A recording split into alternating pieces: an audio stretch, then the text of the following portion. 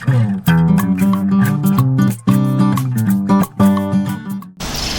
guys, welcome back to my channel. Today we're going to make a traditional fall favorite, but with a twist. We're making apple pulp pomanders. And a lot of times when people hear the word pomander, they think, I don't know what the heck she's talking about, or they think of the orange with the cloves in it, or an apple with cloves in it. You don't always have to do it that way. You don't have to use the whole apple or the whole orange. I found in that herb book that my mom got me,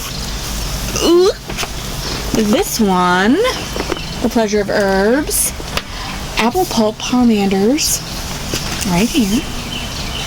And you use the scraps of the apples, the pulp that's left over after you've cooked other stuff with it.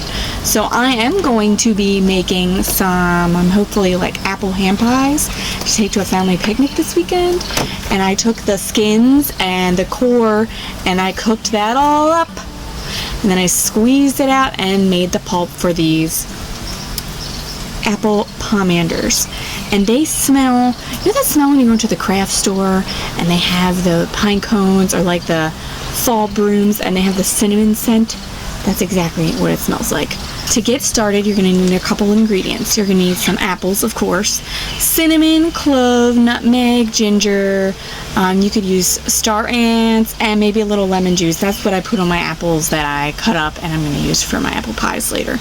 You can also add some essential oils like apple essential oil or cinnamon essential oil. I put vanilla essential oil in mine to give it an extra boost.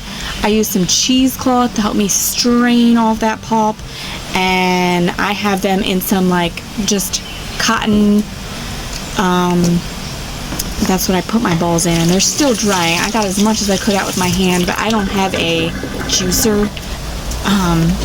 That would really help if I had a juicer to put it in to get that pulp extra smashed, but I had to do it by hand. So I'm going to peel them and core them with my magic peeler and core. You'll see here. I love this thing. I bought it at like a farm store in New York. Well, my mother-in-law bought it for me. And I love it. It like suction cups to the table. I usually just rinse it clean, make sure it's all the way dry before I put away, and it hasn't done me wrong yet. I will link one on Amazon for you, just like the one I have. And I used all the scraps and I put them in the bowl and I cooked them down. I put a tiny bit of water in because I didn't want them to burn, but I didn't want to add that much water. I want more water to cook off. So I did cook it down a long time so it was back down to its original. And then I used my immersion blender to get it all mushed in there. Now I left the seeds and the stems and everything in there. You could take that out. I left it in. Definitely don't eat this, especially with the seeds in, because apple seeds do have a little bit of arsenic in them and you're not supposed to eat them anyway. So, but these are not made to eat. Once I had the pulp cooked down, squeezed out the cheesecloth and my colander, then I added in those spices, and I just used my ground spices because that's easy because it's already mush. So I added in about a tablespoon of each of the ginger, cinnamon, well I didn't have a lot of ginger left so it was less ginger, but ginger, cinnamon, cloves, and nutmeg, and then I had a little bit of vanilla essential oils, and I mixed that all up good.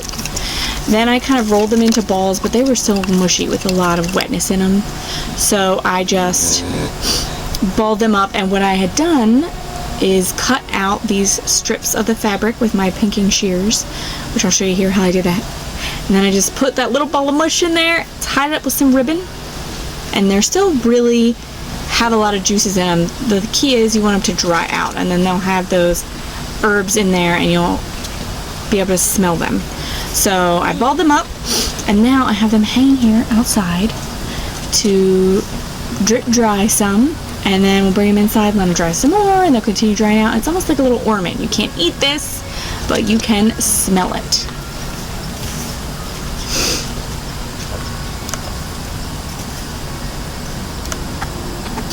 You could have put these in a drying rack or maybe a dehydrator.